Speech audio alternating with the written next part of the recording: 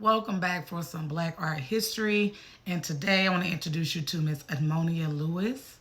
So Edmonia, and this is her pictured here, was born around 1844 in upstate New York. Her mother was Black in Ojibwa, which was formerly known, that tribe was formerly called Chippewa. And her father was Black. Some reports say that he was born in Haiti and came to America. They're not sure if he was born here or there. As you know, he wasn't. Well, as you don't know. Let's start there. Some of y'all don't realize that our ancestors were transported between the islands and the mainland here on Turtle Island, which you call America. And some ended up being like staying there, coming back. So many of us have ancestry in the islands because of this continual movement and sailing between the islands and here. So some of y'all be claiming things that are not true and not understand how lineage works. That's why some of us have ancestry on different islands like Cuba, St. Vincent and Grenadine, Jamaica, Haiti, and so on and so forth. But so on and so forth. Let's keep moving. By the time she was 10 years old, she was an orphan, and her siblings, they lived with her Ojibwa family in Niagara Falls. So the native family took them in. And then after, she had a brother named Samuel, and Samuel was older than her. So of course he became an adult before her. He ended up going out west during the gold rush, and he became a man of means. And so he did not want his sister to not be educated, and so he paid for her to go to boarding school. And when she went to boarding school, she lost contact with her native family. They never reconnected. After boarding school, she attended the New York Central College from 1856 to 1858. It was a very progressive school. And then she transferred to Oberlin College because she was already interested in the arts. But while she was at Oberlin, she was accused of poisoning a white classmate. And then within a few days, she was unfortunately abducted, essayed, stripped, and left for dead. And no one was ever held accountable. So she left. She ended up leaving Oberlin after experiencing so much strife at that school, for Boston. After all of those accusations, they pretty much told her to get to stepping, but she decided to go on ahead anyway. She ended up making friends with Frederick Douglass once she reached Boston. And once she was there, that's when she really became inspired to start sculpting after she saw a bronze statue of Benjamin Franklin. Now, because her brother was funding her education, he kind of supported her until she can get on her own feet. So she opened her own studio and she began to make portrait medallions. And I'm going to actually show you one. And these are like portrait busts and she only did these of abolitionists like John Brown. But I'm going to show you one. Hold on one second. I did not write this gentleman's name down, but he was an advocate for the Native American people. And this is an example of her early work. And she began to be very well known for these commemorative type of busts.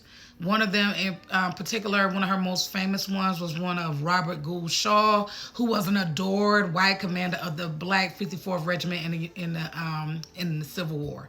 And to put context to who he is, if you saw the movie Glory, Matthew Broderick portrayed him in that movie.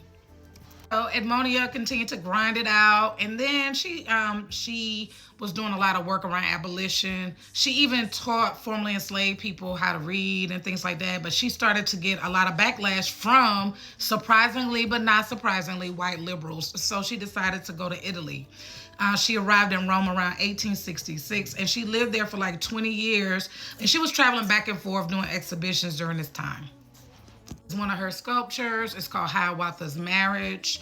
Edmonia Lewis is considered one of the first professional, not even one of the first, she's considered the first professional Black sculptor in the U.S. and the first to achieve international acclaim. She used the stories of women and indigenous people with a reverence and beauty, and she tried to make sure her work was reflective of the two cultures that she was a part of. Because remember, her mother was Black and Native, and her dad was Black. So, and then the Native people took her in after her parents passed away. And so she had an affinity for both cultures. And so she acknowledged and leaned into both. Her work can be seen at Howard University Gallery of Art, Detroit Institute of Arts, Metropolitan Museum of Art, the Smithsonian. They even featured her on a stamp in 2022. But hold on, I'm not done with her. This work is probably my favorite of all the sculptures that I found of hers online. This one is called The Death of Cleopatra. But a little bit more about toward the end of her life. Edmonia continued to work, exhibit and sculpt. She relocated from Paris to London around 1901, and she spent her final years pretty much obscure in Hammersmith, and then she passed away after becoming ill.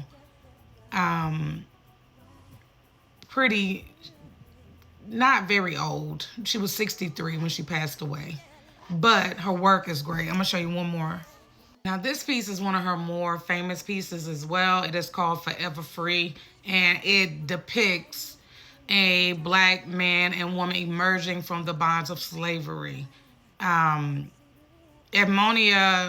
continued to use her work as, she knew that the white people that were so-called supporting her saw her as novelty. Even in Italy, the racism wasn't as overt, but she was no fool for what she was seeing. She did not have children. She had a few love affairs. It wasn't anything too serious, but I wanted to, again, she never did marry. A lot of her personal life she was pretty private. She did not disclose a lot. She pretty much focused on her artwork, which I get it. She is buried at St. Mary's Roman Catholic Cemetery in London. And she died from chronic kidney failure. Bright's disease is what took her down. But she was an amazing artist. I'm still continuing to tell these stories and sharing. I hope you all enjoyed that. If there's an artist that you would like for me to highlight, let me know.